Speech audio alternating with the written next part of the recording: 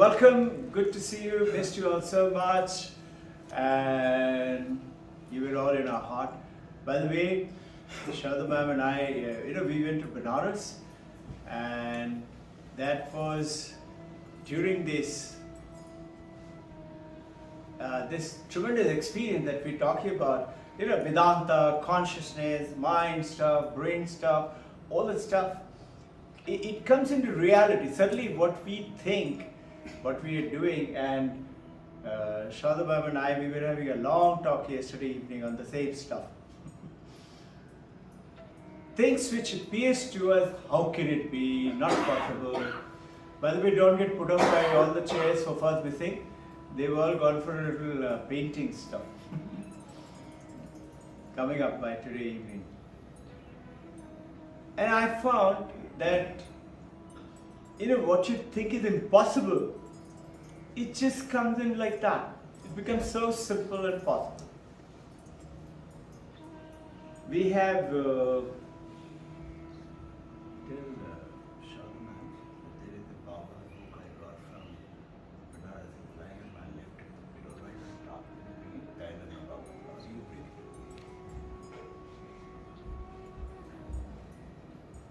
and when you read, when you start reading, how do you get out of this block which we got in our head? You and I associate ourselves with what first? This is me, right from childhood. Vedant Kute and Vedant kicks. I am Vedant now.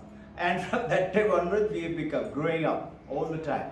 This is this body, this is this Robin Hood, this is the mind, and I am like that. And we have stamped ourselves. And we are forgetting the enormous experience and a beautiful experience. Tailanga Mahaprabhu, how many of you have heard of him? Yeah? Tailanga Mahaprabhu, he lived about 350 years of age. And you say, 350? How can it be? If you look at Vishwamitra, Agastya is still not left his body. He's supposed to be still there, like Babaji. And he's there somewhere near our very famous Hyderabad, near Maharshi. Like Paramahamsa Ramakrishna, contemporary that time. So, Ramana Maharshi I'm talking about. So, how can it be?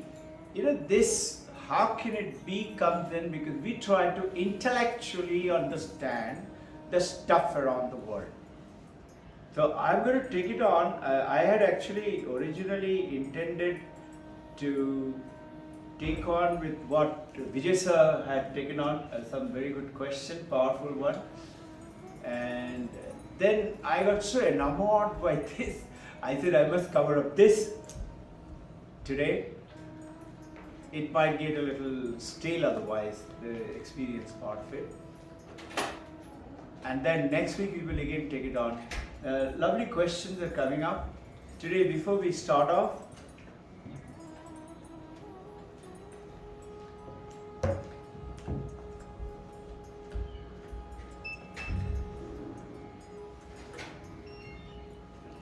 today's topic is, funny name, It from Bit from Chit. That's the name of the topic. What is that? It, as you say, reality. This is the word. It is. This is it. This is it. My building. This is it. My account. After all, that is it. Well, that's what I want. This is how you say, no? It from Bit. Bit, everybody is today highly qualified in electronic, digital media. It's the bits of information, 1024, you know about all that. That it is coming from Bit is the world toppers that we're talking about, top scientists are talking about. And it's a huge topic. We'll try and cover it up in 2 times. We have made lots of slides, and each slide takes at least 2 to 3 minutes to talk about. So I would not be able to cover up the entire thing, but we'll cover pretty good idea, give you all an idea and an application of it, how it happened to Shaldamam and I, and how, why we are sitting down like this. Very simple. Why are we sitting around? Why should we do on a Sunday? We should watch cricket match, eat aloo paratha and go to sleep. No? I remember in the Air Force days, that's what used to happen. Air Force days, morning, there is special breakfast. Sunday, fighter pilot, they all having good breakfast. And after that, they would have a party in somebody's house, some married guy's house. So all the bachelors used to go down there, party, and after that, the party will end up with some drinks and then go to sleep. And wake up in the evening. This is what used to be the life. And suddenly you start to realize, is this life? And you begin to get connected. That is bit. From Chit. It from bit from Chit. Chit is Chaitanya as per Vedanta. That everything in this universe comes from this consciousness.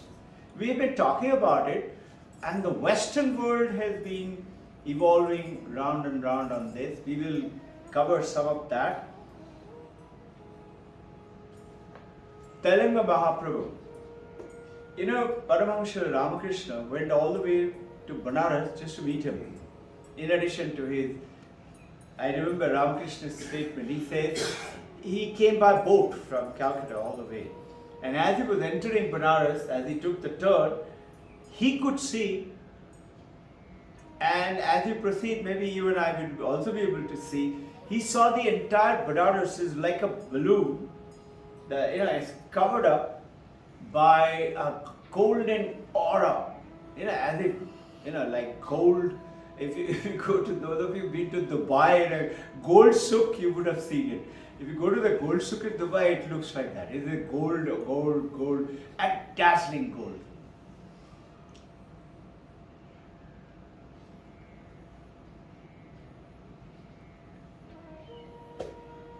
Telanga Mahaprabhu, we have been there twice earlier, but we went by boat. And I was told that if you try to go by road, it's very difficult. You can go on foot. What is the problem in going by boat? There's no problem.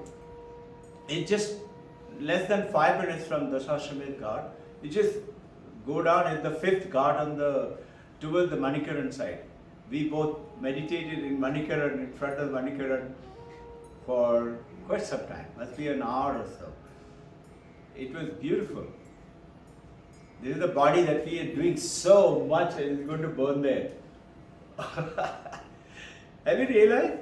We go to pay respect to somebody who is no more, maybe our close relative, or our husband, wife, or parents, or friends, or colleagues. You go pay respect, you put the flower if it is a Christian or an Islamic style. But in a Hindu style, you also go and pay respect. You pranam, you put flower. You never think, I could be there one day. No? We never think it could be my body. This understanding to realize this is what we say, my body, my name, my form, my food, my house, it starts to dissolve progressively and you start to realize.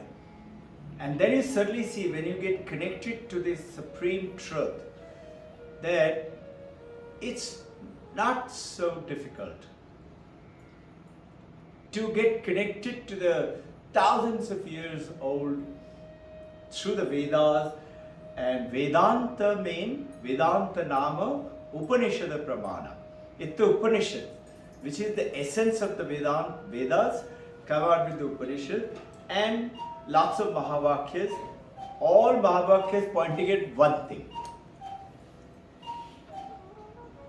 I'm going into Vedanta. I will get back to Telanga Mahaprabhu. So what is the problem from the Ghat? Nothing else. It's just that each step is about something like maybe how much? Maybe 3 feet. Each step is so big. So you have to really take efforts to climb up. So I said, okay, let me see what about the land this time. So we went through the Ghat, we went there, we did pranam the evening before, and the next day we tried. And the guide is supposed to be a very good guide. Hotel organized him. He couldn't find it. Everybody can't find Telugu Mahaprabhu's ashram. It's not that easy. So everybody said, sir, it doesn't exist. I said, no, it exists. I've been there. They wouldn't believe. Must be some other ashram. Next day, Sharda and I, we said, okay, we are going to go. One guy, he said, I know, I have been there. I said, okay, let's go. So we came out, and he said, sir, before you go there, we had already been the evening before to Sankat Mochan, Hanumanji's Mandir. He said, you should go there first, and then we will go there. I said, okay. Because it closes at 11 o'clock. It just so happened by the time we finished, we had to do a little chore. It was 5 minutes to 11. He said, sir, now what? We can't go there anymore. I said, no, go, let's go. Sir, my temple will be closed. They closed it for giving prasad 11 to 4 o'clock or something like that. They were not very clear. And they lived there, they guide there. But something told me, no, go there. We went. Everybody, including the guide, was surprised. Gate was fully open. There were hundreds of pilgrims there. We went down there and we meditated. And as we were meditating, Hanumanji's Mandir and the Ram Mandir, and they're connected with a big platform on which you can sit down and meditate. They started the Bhog ceremony, and both of us were meditating, and loud singing, chanting, dancing was going on. And this guy said, sir, I'm a guide, I have never seen this. Today, because of this visit, we are seeing it. This is what I'm trying to say. What appears to you is not possible. It's what Dada Vaswani says. Impossible is I am possible. Very simply he puts it. Everything is possible. We went there, then I said, now we will go down there. He said, sir, have a look at Tulsidas also right next door. I said, okay. We went to Tulsidas. I said, anyway, this Telugu Mahaprabhu's ashram is not going to close. At least I didn't know that it closes. We'll go then after Tulsidas. After Tulsidas, this guide said, sir, I've got another guest coming from Bangalore. I can't take you there. I said, you hell of a monkey. Because of you, I let go the other guide. I said, you will take me. He said, sir, what to do? We got delayed. I said, it's okay, you go, don't worry. He said, how will you go? I said, don't worry, we'll go. The driver, he took us somewhere, and he knew approximately which area. And we had the Google Map. Google Map also gave us a general idea. We stopped there and we started walking. And we walked and there's a little gully. The gullies are, from this pillar to this road, I think this is also wide, more wide. If a cow is standing there, you can't pass. And it happened, 3-4 of them. And the best part is I noticed the Banarasi Bhagwas, what they do? When they're passing, they put their hand on the head, and some of them do pranam like this. Otherwise, if he just to try to shake off a fly or something, you move his head, you add it. It will go straight into your stomach.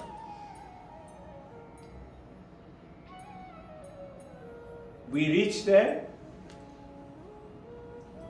and naturally I was exhausted. First thing as you enter is Paramahansa Ramakrishna Vivekananda Holy Mother's temple, right in front. Yeah. So, meaning inside the temple, there are little covelet like this, and there is the picture. So we paused, prayed for a while, and then we went to Telugu Mahaprabhu had brought up those steps. It's unbelievable. A shivling which you cannot touch with your hand. It's so wide. And if you try, you and me will be able to touch half of it. The other half you can't touch. It's so wide, so huge. It's about On the stand, it is about 6 inches taller than me. Can you imagine? So without the stand, maybe about my height. And Thailaga Mahaprabhu picked it up and went up the steps, climbing it, and went and planted it there. And how did he find it? He was very famous. The more I read about him, the more moved you get that what things which you and I call it miracle, mystic experiences, mystical experience like Ramakrishna Paramahamsa talking to Mother Kali. Have you ever realized that only Ramakrishna Paramahamsa is seeing Mother Kali? Nobody else is seeing. They are only seeing Ramakrishna Paramahamsa and expression in his face. That's all they see. So they call it mystical experience. But those who get connected, they also see. Vivekananda saw, Brahmananda saw, and many others like that. We went just next to the thing, there is a little clove about this big as a carpet, in which in the center they put a stone statue of Thailaga Mahaprabhu, about yours and my size. He used to be 6 feet 6 inches tall, huge. He never wore any clothes, he never ate. And if somebody tried to feed him something, he will eat up whatever you offer. Like Paramahansa Ramakrishna, when he went, he offered him, in those days, 5 seer, about 5 kg milk. And he made kheer out of that in a huge karai and gave it to him. And as the story goes, he held the karai and drank up the whole thing. So naturally, such details about his life, naturally he wanted to. So we sat down there and meditated for a while. Now, I was trying to take picture. And there was a lady there who was supposed to be the temple keeper's daughter. She is apparently not married. A young lady, must be about 30 or so, no? So she said, no picture. I said, okay. We went and sat down, and I was telling, he generally called Baba or Swami. I said, Baba, I've come here, I need to take back something. Give me some picture, something which I know I can get it on the internet, but I want to get it from here. And we got up just behind him. There's a beautiful, huge Mother Kali's statue. We saw the Mother Kali statue, we prayed there. And as we were praying to Mother Kali, that lady who was sitting there, so we said, see, you didn't allow us to take any picture. How do we take back a record? We need to take back something, no? She said, I can give you something. I said, really? What? She gave me this book. I said, wow, I never knew that there is a book written on him. And as I read this book, and this is Shankari Ma, many of our devotees from here, this our lot, have met her in Badrinath. Not Badrinath, Kedarnath. In Kedarnath Chit temple, she used to live there. You know where your Baba stayed? Somewhere there she also lived, in a cave. And she lived there throughout the year. Like Baba, he lived there throughout the year. Shankari Ma, when they met her, she is the direct disciple. She wasn't walking on the floor. They said, sir, we could see that she was about 6-7 inches above the ground. She was like gliding through. You know, these are all sounds very nice to hear, but you start to realize as you read more and understand more of our ancient heritage, thousands of. And when I cover up a little bit about these, intense research is going on in the world outside. I've covered some of it earlier. I will refer them once again today. And I would say I've been blessed that we have got all the books, what they're talking about. We managed to get them. Some of them are very expensive. And they're very good. Scientific experiences. And they're now all leaning towards Vedanta. They're talking about it. We got the books, we got some pictures, and we were happy. So the picture we have put up there, we framed it and put it there. Now, coming back to, I had a question, I will deal with the question.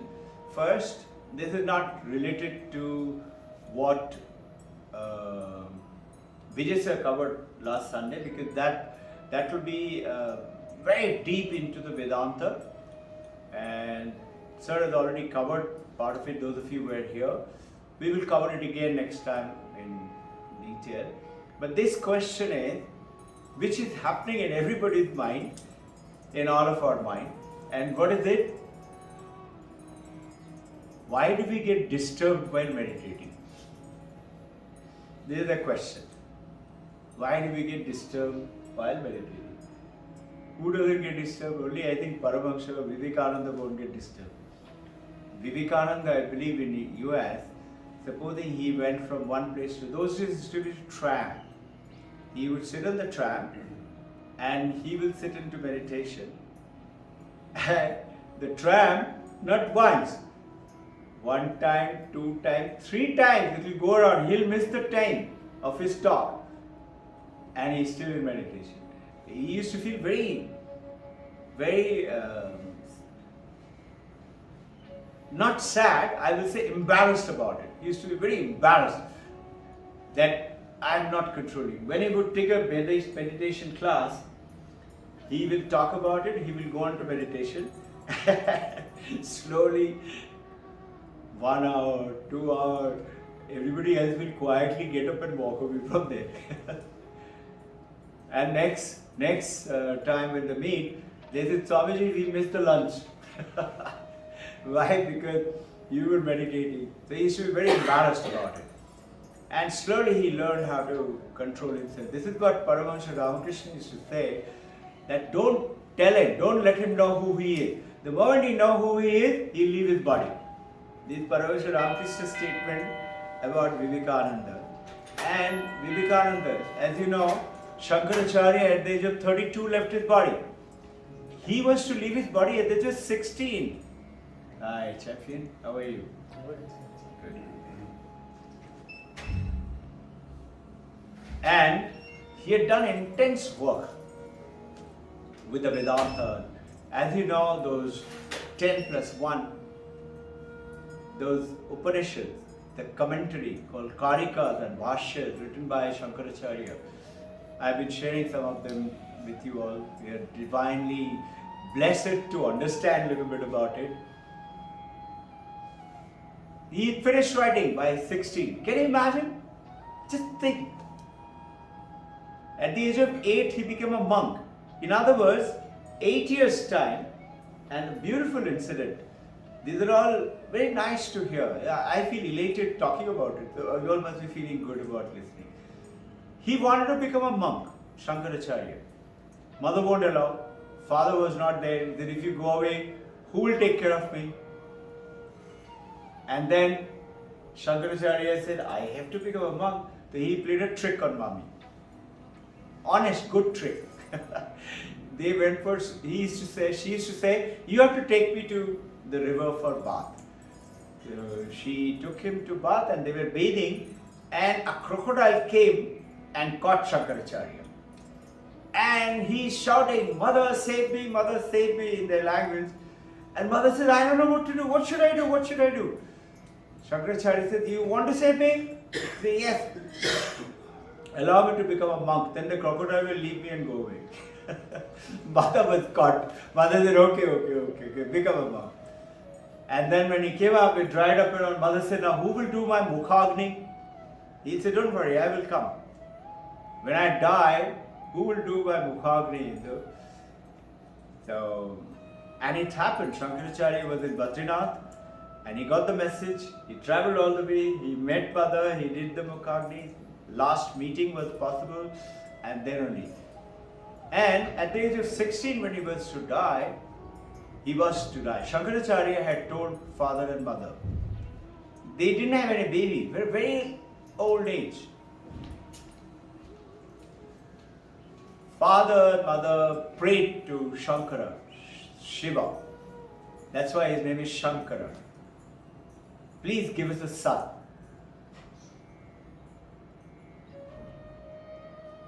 They got a dream. You will get a son. Tell me which kind of a son do you want? Who will live for 100 years but will be notorious. He'll be a big pain in the neck for everybody. And he'll have a lot of money, wealth, property. He will become very rich. Or do you want another who will become a monk and will die at 60? Actually, very difficult choice for mother, son, as it is after such a long time having and dying at 60. But eventually, they made the right choice. They said, we want the monk son. And that's how Shankara was to die at 16. Just before the 16, Shiva came in his dream and he said, you have done good work. I want you to live another 16 years and continue to do the work. And this is how Shankara spread the Hinduism all over, from Kedarnath, right? If you go to Badrinath, there was a few others, I know Ram have been there. And if you've been to Badrinath, you will see his big statue in one corner in the temple. He set up those temples. All 4 corners of India, he set up. That time, you remember the Buddhism was taking huge stride and Hinduism was getting wiped off. And that's how Shankara was brought in and Hinduism was re-established. And because of him, Buddhists left India, went on to China, Thailand, Japan, all these. I knew a little bit about it, our visit to Japan, and naturally we have heard about a tea ceremony so much. So I asked the guide, I said, I would like to have a Japanese tea ceremony with a really lady monk. He said, okay, and he organized it. You have to pay some money. So that goes to the temple. So we attended. She, Chloe, and surprising thing was, she said, when I became 13, she can't speak English. I was asking question and she was answering. I said, what age did you become? She said 13. Since 13 she is there. And when I asked her, how old are you? She said, ask Buddha. I asked the guide, please ask her how young is she? And she eventually said 79. You can't believe. She was looking like a 32, 33-year-old young lady. And she was never walking. You know, generally you and I, 78, 79, will walk like that. She was running like that. And like this, and like that. She never walked. And you know, they walk with a tiptoe. It was amazing meeting her. This, there, I brought in Japan here because we went to Zen garden. You've heard all about it. Zenism, Zen meditation. So we went to a Zen meditation center and there was a beautiful Zen garden. Wonderful Zen garden. And it's all made up of only stones. No plants also. And it's so beautiful. So we meditated there for a while. And then I asked the guide, where did Zenism come to Japan from? He said, you asked the lady. So we went back to her. We asked her, where did it come from? You know, amazing. It was a slap on my face. She said, I said, Minnie? She said, from you. I said, Minnie? From India.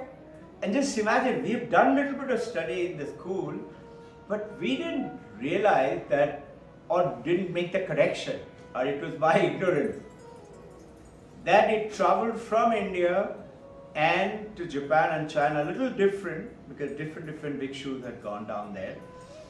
So this is why I brought in Japan. So India today, by the way, I don't know if you know, China was higher in population. Are you aware that India has defeated China now? We are the highest in population. Are you aware? We are. It's some 3 billion, some 79 lakhs something and some number.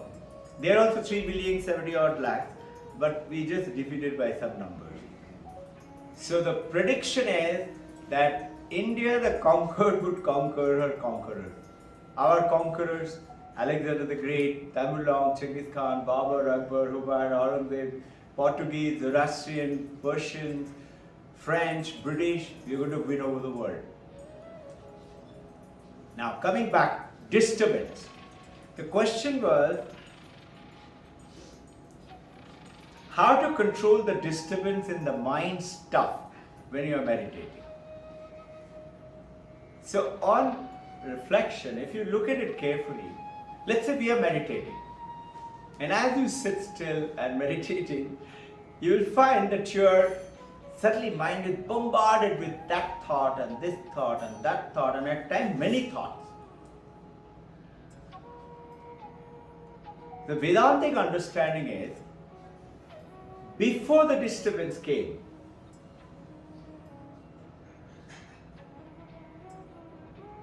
how did you become aware of the disturbance? You became aware because of your awareness. No? What is awareness? Awareness is consciousness. Correct? Connecting with our earlier discussion. So, it is the consciousness, which is the awareness, which becomes aware of the disturbance. Disturbance comes, stays for a while. You are aware of the disturbance. And now the disturbance goes away. You are aware of that calm period. So the answer Vedanta is, who is aware? Who is conscious of the disturbance? Say, you are aware. Say, no, but me meaning this mind, this body, this intellect, I can't sit still. Vedanta says, no, you are not that. Yes, you are using this body stuff, this mind stuff. Telanga Mahaprabhu in this book is talking a lot about it. He used to do tremendous miracle. Unbelievable miracle. Many masters have done in India and many others in outside the world also, but particularly in India. He used to say, why do you get so surprised? He used to tell the devotees, why are you so surprised? He said, no sir, a dead man, we were going to burn him. And somebody said, he's a Swamiji, just take his blessing before he goes. So he was meditating, they went and mother was crying, 80-year-old boy, Banaras only, Hanuman Ghat. And he opened his eyes and he said, sir, before we take him to burning, we want your blessing for him. He said, why are you taking him for burning? He is not dead. He said, sir, he is dead, sir. He took little water from his kamandul and sprinkled it, and boy opened his eyes and got up. And when everybody used to get surprised, how? He said, look, God has created you, me, all of us, to do all that. What is 56 out of 56? It's the same thing like you are aware you're a boy. You're aware you're a boy. Why is it you're not aware that I am 56 out of 56? Because of that mind stuff and tendencies and sanskar, past sanskars, which come and flood our mind.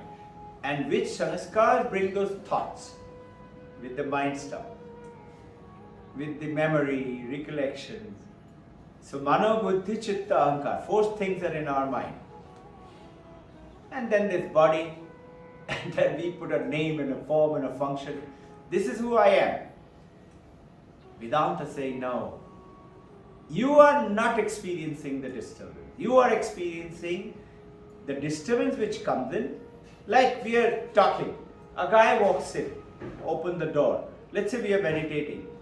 If you are talking, he will come and sit down. If you are meditating, he'll come, he'll open the door and he'll be embarrassed. No, I don't want to disturb. He'll walk away. You see, that's what will happen with the disturbances. It will come, check. And it will go away. And as you proceed with what? You remember sadhana chatushta? 4-fold basic principles of chitta shuddhi, mind stuff purification. The more purified you become, the more calm is the lake, all the dirt and the mud settles down, mind is like, let's say, a bucket of water. Ganga Pani, you brought it. Ganga Pani has got a lot of mud in it. As you let it stay, you'll find mud will settle down at the bottom. That mud is that sanskar, our past karma, all of them settle down and you become calmer and quiet. Is it that, what is this mind stuff and what is this consciousness? I'll come to it. Today's talk will cover it. I hope we'll be able to reach up to there. So, Vedanta going ahead and explaining it, saying, look, you are the knower. You are the awareness who became aware of a disturbing thought coming to your mind. You are the knower.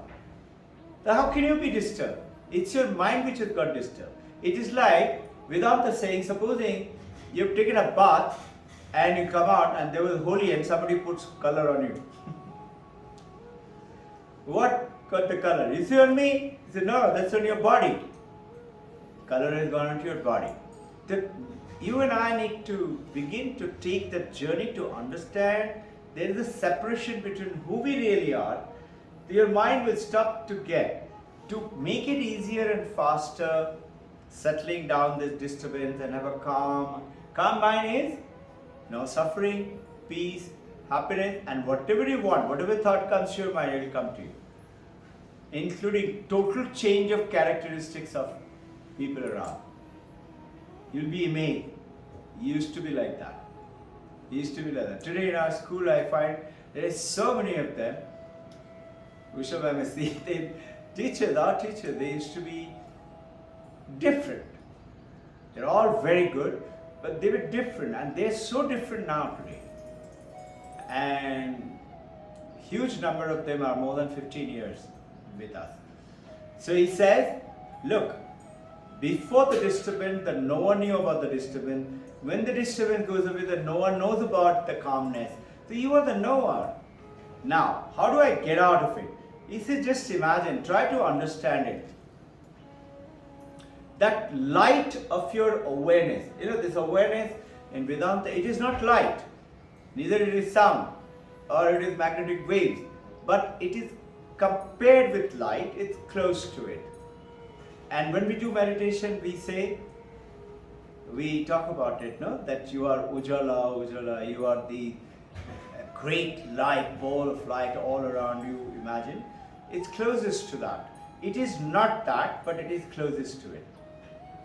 That light falls on the dirty water on the road, it doesn't get dirty. Remember our example? It falls on a pitcher of wine, it doesn't get drunk. It falls on holy river Ganga, it doesn't become holy. Light is totally detached. So is your and my consciousness. It is totally detached. You and I need to become aware of who we really are. Then you will find your body will start to change. Many of you know I used to have terrible problem in my knee in walking. And I was told if you sit down and do meditation, you will be bedridden for life. It was so bad. I said, I have to. He's a good friend of mine, orthopedic surgeon. He smiled. I said, it's your funeral. Remember I talked to you about it. He also had the same issue. And look at it, both of us said, quite okay. Your body starts to change. Something happens within you. That body, that is your body, like your purse, like your money, like your car, like your house, like your clothes. You're going to change it. Champion. So he's talking about, imagine a sky. Crystal clear, beautiful blue sky. Imagine it to be like your consciousness. It is not, but imagine. A metaphor. Now, rainy season, dirty, funny clouds come. Now, clouds have obscured the sky. Just like yours and my mind. Obscured with this thought and that thought and bombarding. And we are sad, we are suffering, we are sickness. And think, how does it happen? Vedanta is explaining very simple. We experience the world. We is who? Our consciousness. Experiences the world, the stuff of the world. This is stuff. Aristotle goes ahead and explains it. What is this reality? Reality, real world. I'll tell you what are the modern scientists saying. Aristotle, Greek philosopher, at that time, Vivekananda says in this universe, there are two civilizations which has brought about the human great excellence. One is the Hinduism India and the second is Greek. But the Greek did not advance as much as the Hinduism did. So you and I should take up a journey in this life itself, what we can find out and discover and interact and talk and ask questions, clarify those doubts, and let us discover more and more and more on that. So Aristotle said, reality, which we say, is what? He says stuff plus structure. Stuff plus structure. Like this table has a structure and it has got stuff in it, the wood. Have you realized if you take away the wood, there is no table. If you take away the consciousness, you and I are not there. And you and I are not connected to that consciousness. And you and I are using that consciousness every moment of our life. Whatever we do, eat, sleep, have fun, whatever we are doing, learning, writing, doing, bike, holiday, that without that consciousness, you and I are like zombies. We don't know. We are in coma and still got little consciousness. Deep sleep also has got little consciousness. That's how when we wake up from deep sleep, you say, I had a wonderful sleep. How did you know you had a wonderful sleep if there was no consciousness? As per the Western theory, there is no consciousness when you are in deep sleep. And as per the Indian Vedantists, they say, very famous scientist, and he studied a lot of Robert Noll, Sir Robert Noll. He said, he says to this American, he's an English, Robert Noll. He said, sir, during deep sleep, as per Vedanta, only consciousness exists. And as per Western theory, there is no consciousness. So you understand that the deep gap between it, why? Why is the gap? Why are we in trouble? Because we are trying to analyze this world with our mind, with our intellect, with our memory, and with our ego. Mano, Mayasha, Buddhi, intellect, Chitta, that memory, and ego, Ahankar. He says, the clouds have come. Has the sky changed? Sky is still there. Yes, you can't see the sky now. The Paramahansa Ramakrishna says, imagine the two worlds, yours and mine is so-called real world, practical world, and the other side world is the divine world. Imagine these two worlds, but separated with what? With a wall, huge wall.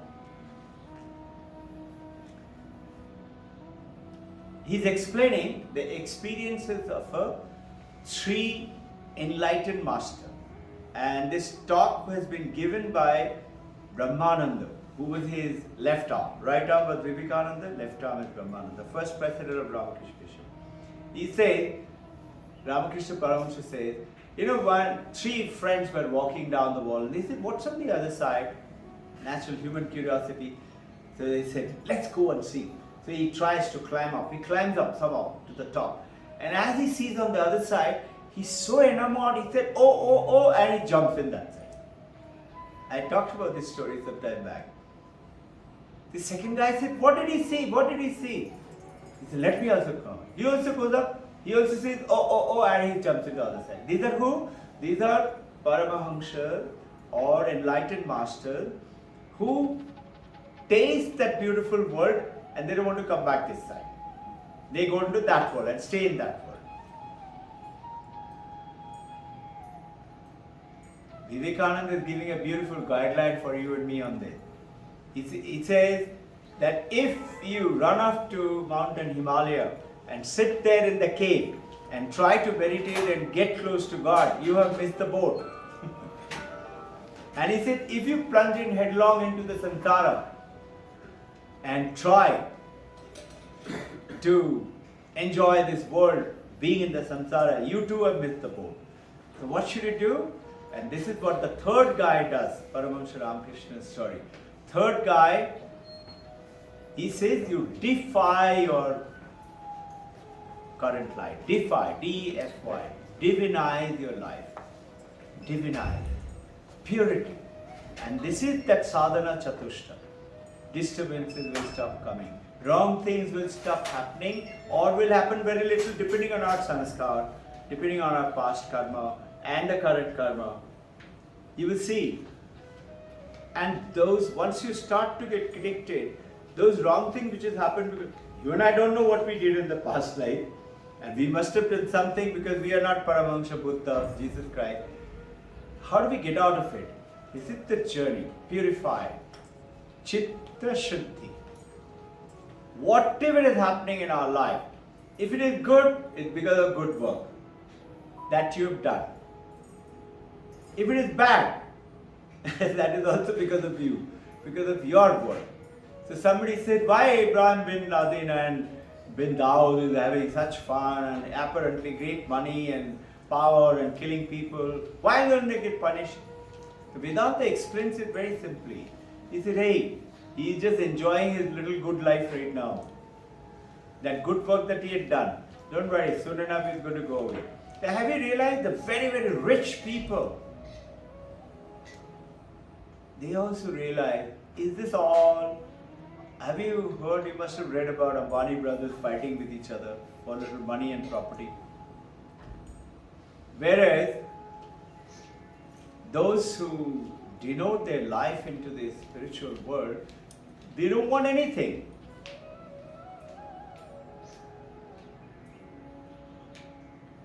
Now, Paramahansa Ramakrishna says, the third guy goes up, he sees it, he also wants to jump in that side, and then suddenly he says, what will happen to these guys?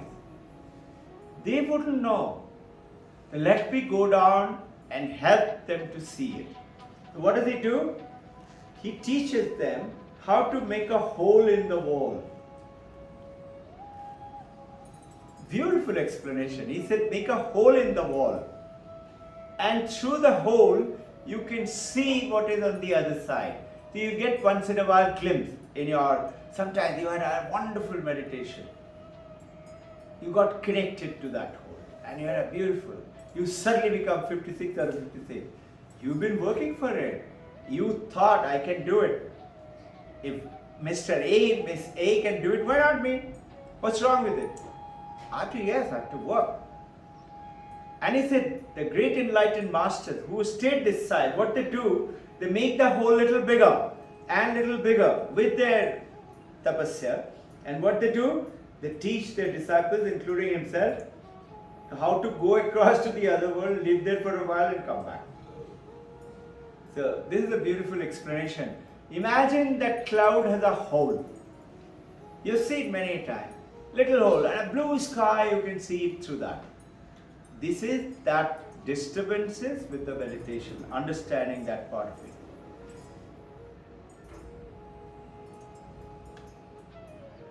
Imagine you have a pot or a bucket with a mirror inside. Imagine, okay? There are two examples in this. I'll tell you the second one also. Now, beautiful blue sky, winter sky, nice, brilliant, dazzling midday sun. You look into that pot, you will see that sky from there. Does it mean that the pot has captured the sky now? No.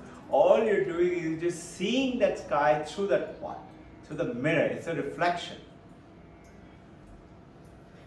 Another example is, imagine you got 10 buckets of water. Understanding this world and what really the truth. And there's a midday sun. you can see the sun in that pot because it's got water in it. You can see the sun's rays coming there. You can see a little sun there. But is that the real sun? No, that is yours and my Jivatma, Jiva Atma. And sun is the metaphor of the Paramatma. Now, what happens when we die? What happens when that bucket has got a crack? So what do? Water is leaking, no? So what do? I get a new bucket and I put the water from that old bucket into the new bucket, right? The moment you put the new bucket, as the water settles down, you will see the sun there also. That sun, Jivatatma, with you and with that stuff, so-called, has gone into the new bucket. And this bucket, gardener throws it away. You call it burning or burying or something like that. Is an understanding of the Vedantic understanding. Now, looking at it, what is happening when the disturbances come in our mind? Why do we stay disturbed? Is because we chase after it. How? This world is coming to us through our five senses. I see you. So the image of the mountain, of the man or the woman comes through the cornea, makes an image in my brain, and it sends it to the mind stuff. Mind stuff and the brain get the power from the consciousness for us to see that mountain or that man or the woman or something. Come on, check. We see. This is how the world is coming to us. How? Through our five senses. We grab the world, touch, taste, smell. Why do these funny, dirty thoughts come in our mind? Because without realizing it, somebody says something about you, with a good thing, you want to hear it. Bad thing, that also you want to hear. What did he say? No, tell me. No, I don't want to tell you. No, please tell me. Have you realized? What does it mean? We, with our five senses, have you seen those dogs and cats and the cows put their mouth into the dustbin? Dumpsters? Like that, we are putting all the senses into all the dirty thing, funny thing, anything. Whereas you are very particular about what you eat. Dieting and good stuff. So much of care going on with our diet today, our living, our exercises and things like that. We are not doing that exercises and the dieting, and this is called sadhana. In the sadhana, so many people are doing it. Why don't everybody become Paramahansa? Very simple. The process is, you have to do Chitta Suddhi. Mind stuff needs to become clear. How do you do that? Purity. Truth. So, sadhana chatushta, viveka, vivekananda, viveka. Knowing what is right, what is wrong. And holding on to what is right, discarding what is wrong. Viveka, vairag. Vairag is discarding it. I will not touch it.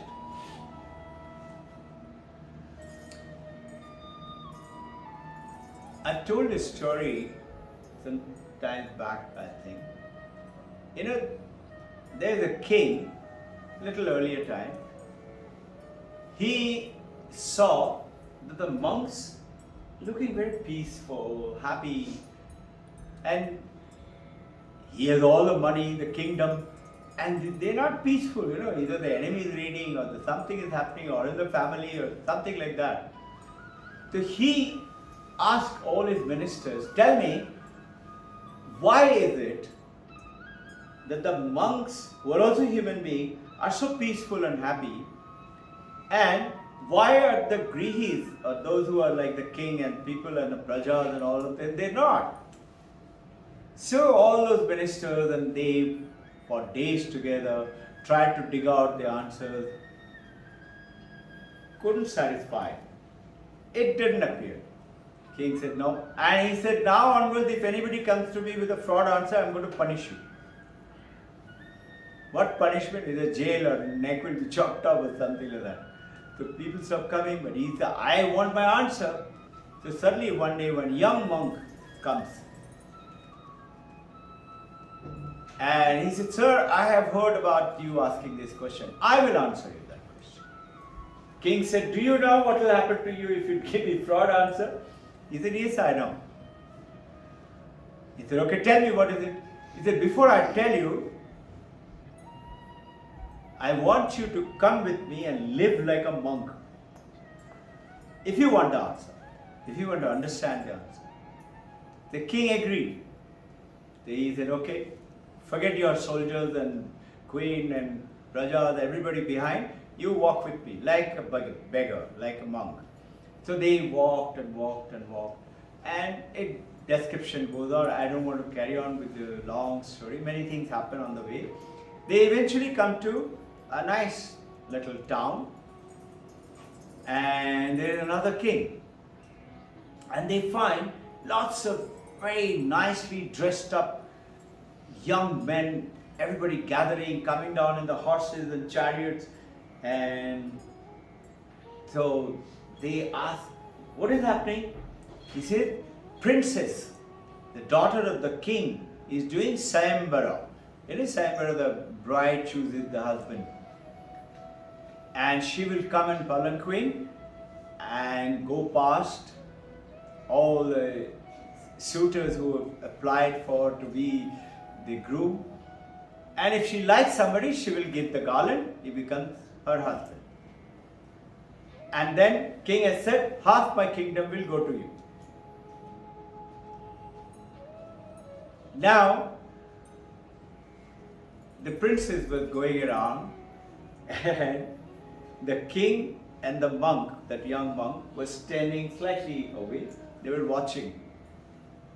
The queen goes round, didn't find anybody, not queen, the princess, didn't find anybody. Second time when she, palanquin is going around again, another very young monk comes. Very handsome, good looking.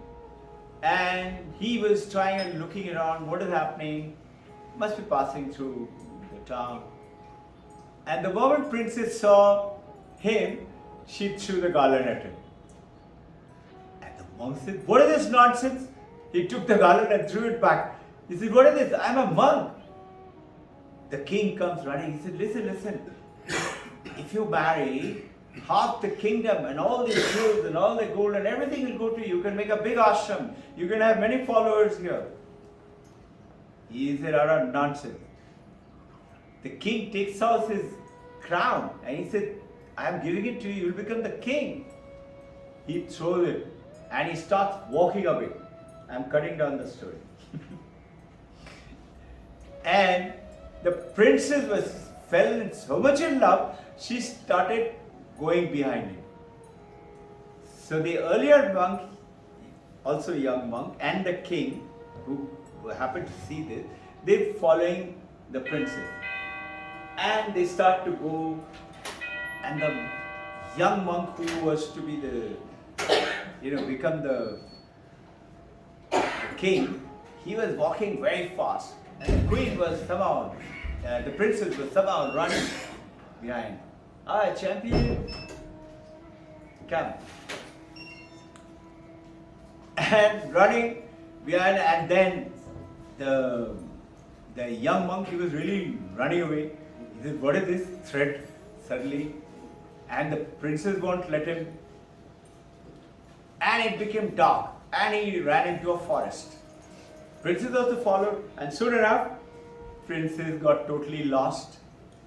Luckily, that earlier young monk and the earlier king were behind the princess. And the princess sat down and started howling, crying. Nobody came along as per the story.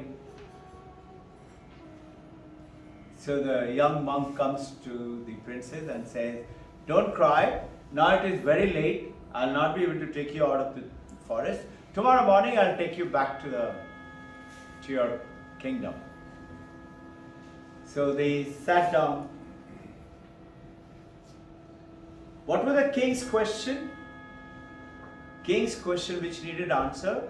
Why are the monks so peaceful and happy and joyful and always calm? And why are we, when we got so much of material in the world, are suffering so much? He didn't get the answer. Now, the earlier monk is supposed to give that answer to the king, right? And they were sitting under a tree and they built a little fire because it was cold. And to build the fire, they put wood. And suddenly, king doesn't carry matchsticks. Princess didn't carry matchstick. The monk also didn't have a matchstick. He doesn't carry anything. Now they're wondering, how am I going to create fire? You have to live in this cold night over here. They were a little bird. The bird, Papa bird and the Baba bird were sitting on top with 3 baby birds on top of that branch and on the nest. Now the father bird says, listen, they need fire. It is my duty to look after my guests. They're my guests. I have come from that Indian tradition. I have to take care of him. Atithi Narayana Bhava. So he said, let me go. I might get a little burnt while carrying the fire. Please bear with it, told the wife. The wife bird was also a very good, pious lady, and she said, okay. So he goes and he brings a little twig which had somewhere, he picked it up and flew down and gave it to the monk and the king sitting there with the princess. And they built a fire. Now the raging fire. The bird went up and sat with his family. After a while he said, see, I can see they're very hungry. There is no food. It's my duty to give them food. I don't have anything to give. What do we do? So the mother bird also said, yes, what do we do? He said, see, I'm a good bird. They would love to eat me. Let me go down and burn myself into that fire. Then the monk and the king and the girl prince will eat me. And before wife could say anything, he dived into the fire, and to the surprise of the young monk and the king, he got burned. He couldn't save him.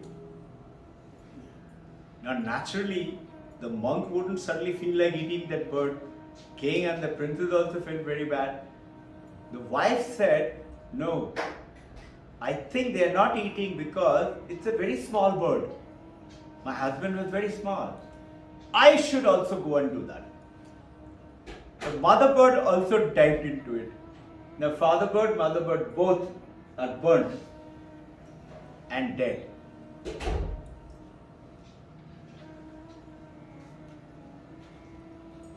3 baby birds. The eldest of the baby bird. He said, my father and mother have gone to feed them, where I can see they are not satisfied. It is my duty as the eldest son to go down. He also does it, and the story finishes with other 2 birds also go and do it. Of course, they didn't eat the bird, but now the monk asks the king, do you see how the monks, you saw earlier, this monk was given the kingdom, the money, the property, the princes as his wife, and he discarded everything. And he's very happy being detached and living a world with something else. And that something else is what you and I need to search for. On the other hand, what are you racing for? That stuff, Aristotle's stuff. And we think this is the stuff. Going into understanding from there. Coming into, there is to be, I'm getting back to our first topic. Yes, ma'am. So whose sacrifice is bigger here? The birds who dropped themselves in the fire, is their sacrifice bigger? Or the monk who walked away saying, I don't want the kingdom, I don't want the princess, is his sacrifice bigger? Or the king who thought of leaving everything and finding what is real happiness? He also walked into the jungle. So is his sacrifice bigger? The young monk who was promised to be the king, the later young monk, he vanished out of the story. He went into the forest. The first monk who told the king, I will explain to you why this life, this is what Buddha did. What did he find out? Why is there suffering? Fourfold truth and eightfold noble path to purify. There is suffering, there is cause for suffering. This is what they answered. The first young monk gave it to the king. And they could hear the bird talking. Apparently in this Vedantic tale, the king and they could hear them talking. They could understand why are they diving into the fire. Otherwise you and me will suddenly say, why did the bird come and land up here? So now, obviously they can't eat them because they're not that kind of people that anything which is comes and just pull it out and eat. They did not eat it. But the point was brought in here to enumerate this story, the understanding of reality of life. That if you live your life with purity, you're peaceful, calm and happy. Sadhana Chatushta. Viveka Vairag, Shama Dama Uparati Titiksha Shraddha Samadhana Mumukshatta. Intense desire, mumukshatta. I'll not give up till the time I get it. So that answer, the first monk gave it to the first king. And the first king said, yes, now I understand why. The detachment is the story. What is Vivekananda saying? Defy your life, divinize your life. Being in the samsara, don't have to run off. Whatever profession you're doing, whatever, like a student, like an accountant, like a banker, like a mechanic, like a, let's say, a rickshaw driver, whatever you're doing, you do it with purity. And you will see something beautiful will come out. It reminds me of one little incident happened with us at Benares. We stopped the car and rickshawala said, we will take you there. So we got into cycle rickshaw. 2 cycle rickshaws. The guide was in one and the other one Sharada and I. So after a while cycle rickshaw said, we cannot go anymore. The thing is so narrow, even that cycle rickshaw can't go inside. I'm talking about Benares. So we started walking. So we told this rickshawala, you stay here, we'll come back here and we'll start from here again and we'll take us back also. I didn't know that when we come back there will be enough number of rickshaws. I said at that time there were none. When we came back, the guide brought us back, he brought us through another shortcut. And the rickshawala was there somewhere there behind. I said, what about that guy? He said, sir, I will go and bring him here. Then I said, don't pay him off. I want to pay him something. So he said, okay. He brought only one rickshaw. I said, what happened to the other rickshaw? So that first rickshaw guy said, he was with us. He was this scrawny little guy, so thin and struggled so much. And he had a beautiful smile. He said, sir, I paid him. I said, okay. How much did you pay? He said, 50 rupees. I said, okay. How much is yours? He said, 200 rupees. Imagine, his fee should be 50 rupees, 50 rupees, 100 rupees. And he's paid him 50. So 150, he said 200. So I gave him 200. He gave such a beautiful smile. I got his picture, I'll show it to you. I took his picture, I just smiled again and I took his picture. And then I gave him 100 rupees more. I said, that's for your honesty. And you could see him, he was very surprised. So this, does it answer your question, Usha? Not really? Tell me, what was the question exactly again?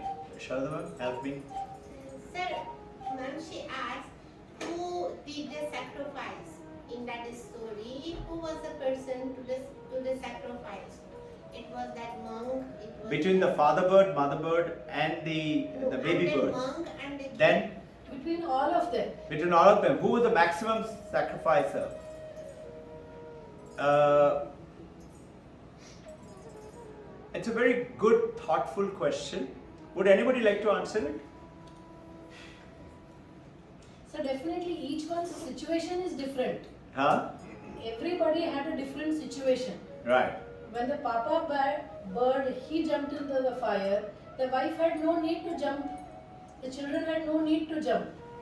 So is it the role model that the father set that the children also had to follow? So whose sacrifice is the bigger sacrifice? So the moment I begin to understand your question, correct me if I am wrong. Whose was the maximum sacrifice? Is it correct? Okay.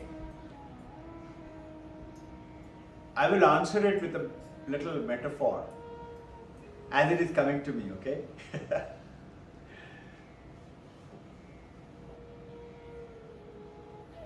You cannot quantify sacrifice like we quantify our life. How much money, what my height and weight.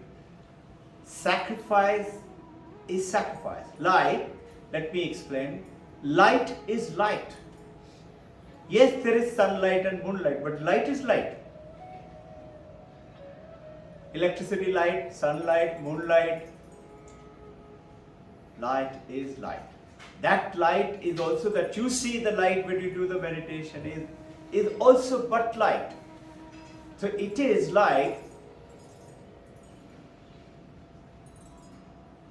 who has more consciousness amongst here?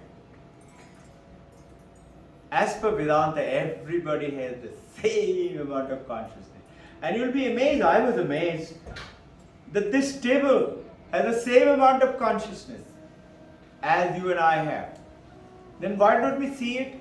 We see a plant wilting, we know there is consciousness there. You know those touch me not plants, you can see it directly. You hear, if you talk to the plant, they give you better flowers, better fruits and things like that. So, but consciousness has no, you cannot, what is quantity? Actually this it from bit from chit is, you led into the final answers with that question. Very good question. You cannot quantify, you cannot sanctify it. It is not measurable. So what is the final answer?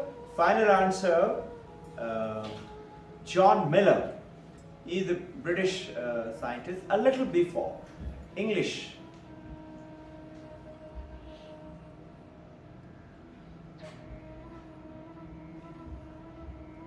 He says, this stuff, this world, this reality, this real world, reality is nothing else. A beautiful statement. He said nothing else but the pointers in an instrument. How much weight, how much money, how much, what quantity, what electricity, what magnetism. He said that is what is the material. Now, that material is not the stuff, that is the structure. This is this world. This structure is important for you and me to have it around us to experience the world, to experience this body. But that is Maya. The stuff inside is immeasurable, is the consciousness. And all you need to do is to, how do you get onto it? You cannot get onto consciousness. But you know what you can do? You can become aware of it. Know it. And the moment you begin to know it, you start to travel. And then the consciousness itself comes to you, to your help. Consciousness is, as per Taittiriya Upanishad, Ishvara, God. So when you live with purity, truth, and those sixfold path, Shama, controlling of mind, Dhamma, controlling of senses, Uparati, controlling all the Shama, Dhamma, the power, and get it back into inside. Shraddha, have respect. I can keep on listening in a physics class, but I have no respect for the teacher, and I think he's wrong. Something is wrong. I want to catch him. You will not learn anything. And you will carry on going round and round and round. You'll pick a little bit of knowledge here and there, but the knowledge would not come. That's Shraddha, respect. So what is our Vedantic way of learning? Shravanam, you have to listen with Shraddha. And then Mananam, ask question, reflect on it, think of it, read some more, do some research. And third is being still, Nididhyasanam. We explain it as meditation, mindfulness. 3 simple ways, not complicated at all. So who did the more? There is no more. Each one of them in their own quantity did equal. There are lots of stories on this. I'll tell you another one, not today. Otherwise we'll go beyond time. I got very little time left. Does it answer your question? Thank you. Very good question. So, remarkable claim from John Wheeler, 20th century physicist.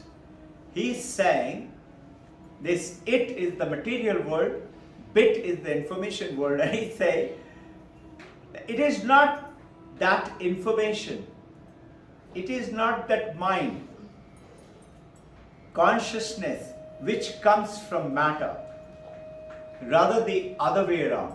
You understood? It is not the mind, it is not the body, it is not the consciousness, it is comes from the matter. What is the claim today's Western world is saying? Imagine your brain, billions of neurons firing continuously. Where does consciousness come from? Without consciousness you can't experience anything. But they say, where does it come from? How do you know? How did you know? So they say that billions of neurons and they make connection with each other called synapses. 2 neurons, when they make connection, it becomes synapses. Synapses is lifelong. Neurons are not.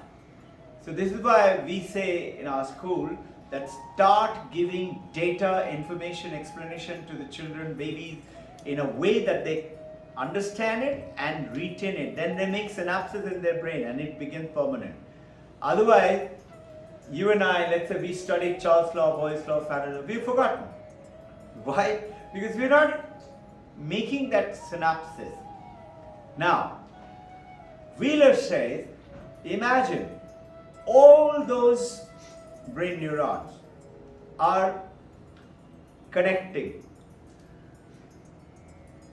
Are they going to give you a feeling of consciousness? The Western world said yes. He said, all right. So there is another gentleman who is currently right now, his name is Ned Block. Same team, Wheeler team. Ned Block is the NYU, New York University. You can Google him. You can listen to his TED talk. Ned Block. I have his picture also here. Ned Block says, he gives the example of China, your country. He says, he gives example of China because Chinese children, people were much more than the Indian. I am going back to India. Imagine every Indian, that 3.79 plus billion, has got, this is what Ned Block's thing, okay? He's saying it, I'm just explaining it. Has everybody got a 5G mobile telephone? And everybody is connected with everybody. Got it? So, that is equivalent to all the billions of brains, neurons, are connected with each other. Now it should give you a consciousness feeling as per the Western theory. It should give you those 3.7 plus billion, those Indians connected with 5G is what? Is data, no? Information. That's what they're connected with each other. He says, now Robin Ghosh drinks a cup of coffee. Will Sharada Ghosh come to know what does it taste like? No. Because It's an experience. It is not data, it's not information. So John Wheeler says, it's just the other way. Meaning, it is the consciousness which brings the matter and the body and this world around and the stuff. The stuff inside you and me is the consciousness, structure is the other one. This is going back to Aristotle. That is the it from bit. Jim Holt has written this book.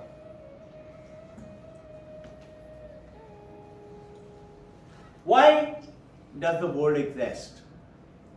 A beautiful book. He is a journalist of science. He is in New York right now. He is living there. And he's written this book. He's gone to every Tom, Dick and Harry worth their salt. And he's asked them this question. Why does the world exist? Why does it exist? Why did it come? Where did it come from? And wonderful book, very good reading. Jim Holt has used this term, but this term, this it from bit, he's used this term. From there, I picked it up from him, and one of the great monk was talking about this, connecting all these things.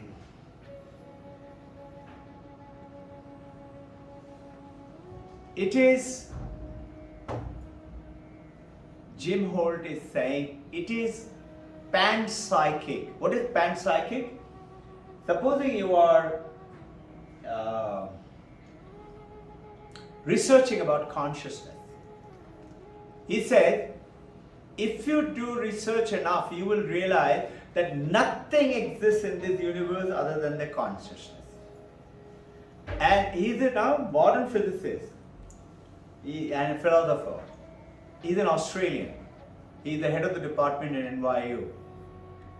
And he calls it, if you Google it or in TED Talk is also there. David Chalmers, an Australian NYU head of the department. Ned Block is also working in NYU, but David Chalmers is the head of the department. David Chalmers says, if you don't find it, that consciousness while doing research, you better become an administrator. Not worth you becoming philosopher, because you're not understanding it. He said, if you understand it, you will see, he called the term panpsychic. If you read this, you will understand it. So now, how do we make all these connections? I will get on to it subsequently.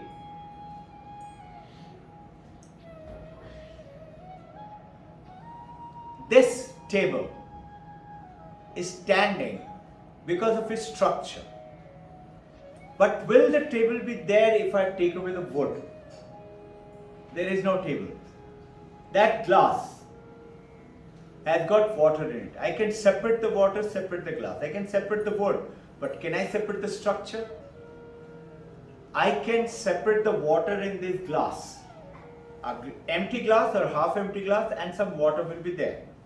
Can I separate the water from the ocean or the wave or the dirty puddle of the road?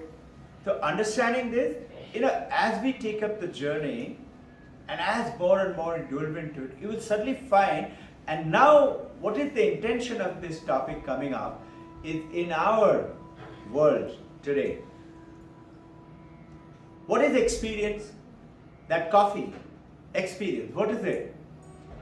Experience is nothing else as per Vedanta and as per the latest David Chalmers and all talking about it today. They are understanding the path of the Vedanta, they are following it. And they call experience is nothing else object plus consciousness. Whatever I experience the computer, I have to be conscious and there has to be an object. If there is no object, there is no consciousness. If there is no consciousness, there is no experience. Are you with me? Now, he goes ahead to add on something very powerful and beautiful. He says that stuff from what you and I are racing for, chasing for, whatever, body, money, property, enjoyment, fun, learning, reading, all that is nothing else but an experience because of the consciousness. And that is the structure with which we experience this world. It might appear to you a little complicated. It is not. You have to just delve into a little bit more. It is like the first time an integral calculus was taught to us, we didn't understand it. But we stuck onto it. We didn't give up. If we gave up, we became English professor. No? So without giving up, if you stick to it, you will see. He said, then you will become panpsychic. Panpsychic is a term, you can YouTube it, Google it, and there's TED Talk on it by David Chalmers.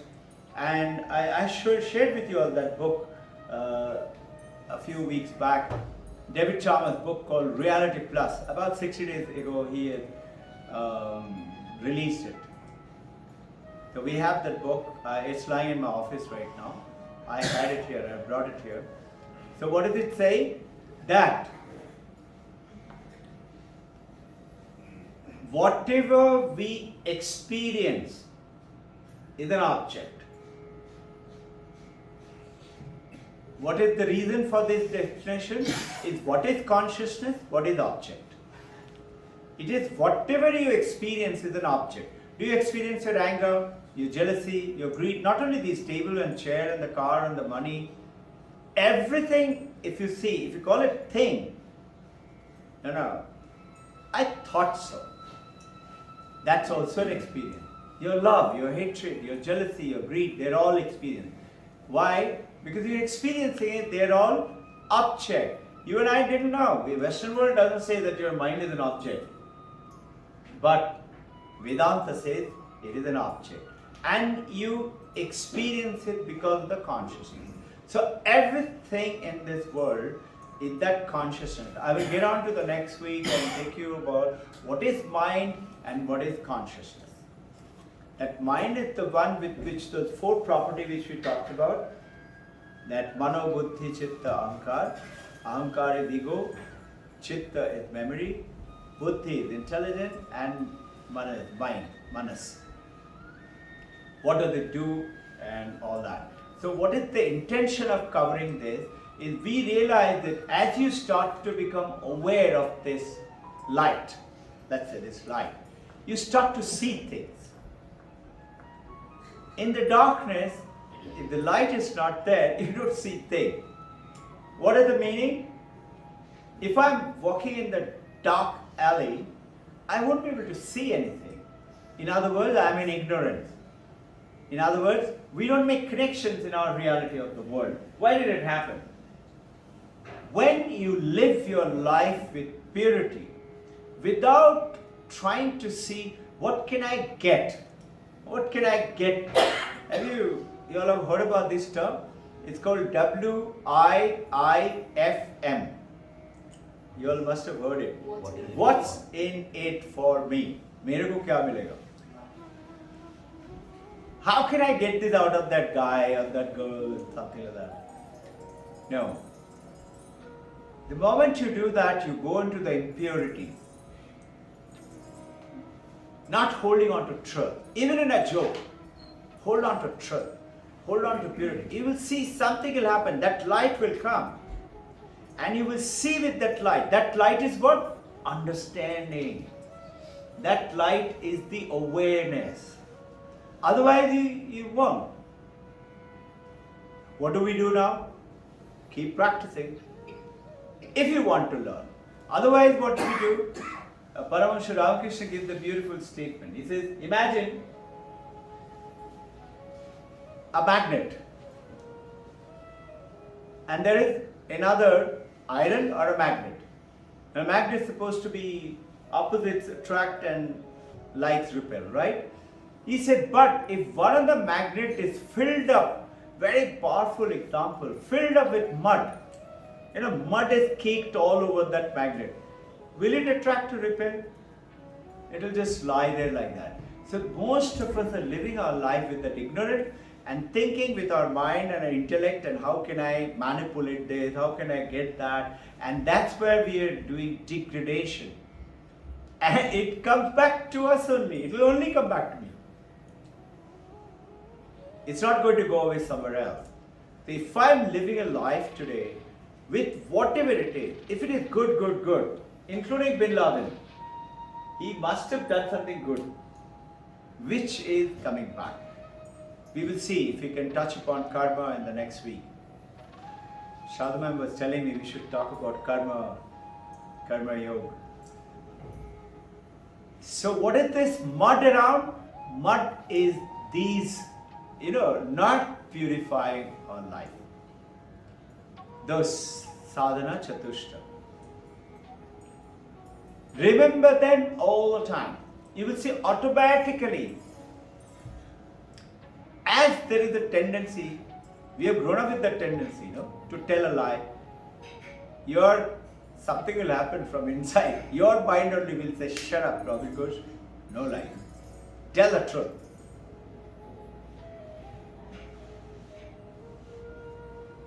Second thing is, as you live with this awareness, whatever comes to your mind, including your wish, your need, your desire for somebody dear and close, or a beggar, you see something will happen. You will get connected. Things which otherwise not possible. We couldn't have found this Sailanga Mahaprabhu in the novel. How much time we spent the day before. And I said, I have to go there. I was thinking if we don't find today, next year we will go up the same staircase. But I said, I'm going to come and meet you. Why is it I can't find the road? And we found it. You will find otherwise which appears to you in your life, how can it be? And it will become like that. It will be. Because as per the theological understanding, that is Bhakti Yoga, Raja Yoga, Karma Yoga understanding, God Himself comes and helps you. You heard this, no? You heard this statement. As per Vedanta, which is Jnana Yoga, which is that consciousness which is, as per Taittiriya Upanishad, is Ishvara, Satyam Jnanam Anantam Brahman. Taittiriya Upanishad is saying. Satyam is what? Truth. What is that? Existence. Jnanam is that Chaitana, knowledge. And Anantam, Ananda. That Ananda. You will attain that Ananda state. Now these things, how do I do it now? It sounds very complicated. For you and I, very simple life. Simplify is what Vivekananda is saying. Divinize your life. Whatever you're doing, whatever role you're playing, play it well. There is another beautiful Vedantic story which goes in. A monk who was sitting in the forest, very decades of, he's been doing sadhana. And he was sitting under a tree and he was meditating. Suddenly a crane came and sat on top of the tree and did a dropping and it fell on the monk's head. He was so angry. He said, "You don't know who I am?" And he looked up, and because he had retained a lot of power, he burned that crane. And he said, "Now I have shown to the world." And he continued. He got a message in his meditation. Your journey is not complete. Go to so-and-so and meet so-and-so village and meet this lady. He got a message in his meditation, so he said he has to go. He traveled and traveled and traveled and he went to that village. And he knocked on the door. Viksham Dehi. The lady said, "Wait, I'm taking care of my husband. I have to give him food. I'll come to you after that." This monk is again angry. How dare does she say? She doesn't know who I am. But can't do anything, she's inside. Waited, angry. A lady comes out and before he could speak, She says, I know who you are. You think I am also that crane? He said, my God, how does she know that I bought that crane there? He said, how do you know? He said, you want to know how? You go to so-and-so place in the village and meet so-and-so, name. He is my guru.